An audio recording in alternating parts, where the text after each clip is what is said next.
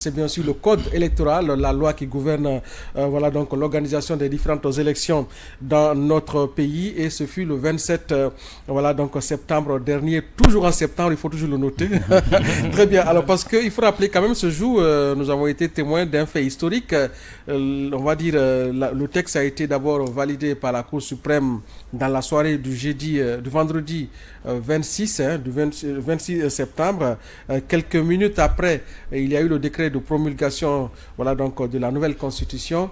Et les minutes qui ont suivi, le CNT a siégé. Nous étions là à 23h. La plénière a commencé à 23h pour finir à 3h du matin.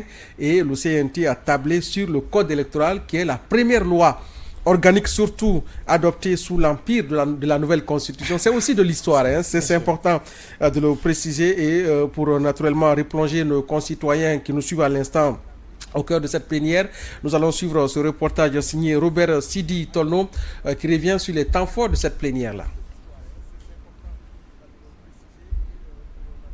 Nous avons fait du droit comparé.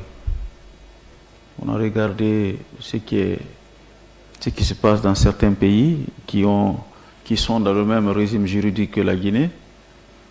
Nous avons fait un choix parce que la détermination au millimètre près du nombre de députés par circonscription électorale obéit à un certain nombre de conditionnalités, dont la présence de statistiques actualisées sur la population générale par circonscription. Alors, le dernier recensement est en La séance plénière spéciale de ce vendredi est la suite logique du processus référendaire. Devant un parterre d'invités, les conseillers nationaux sous la présidence de Dr Dansa Kourouma délibèrent sur le projet de code électoral de la République de Guinée. L'adoption de cette loi organique devient ainsi le socle qui régira l'ensemble des scrutins en Guinée. Si le retour à l'ordre constitutionnel a raisonnablement impliqué l'exigence de l'adoption d'une nouvelle constitution, il passe également nécessairement par l'adoption d'une loi électorale. Les élections nationales et locales étant des modalités finales du rétablissement de l'ordre démocratique.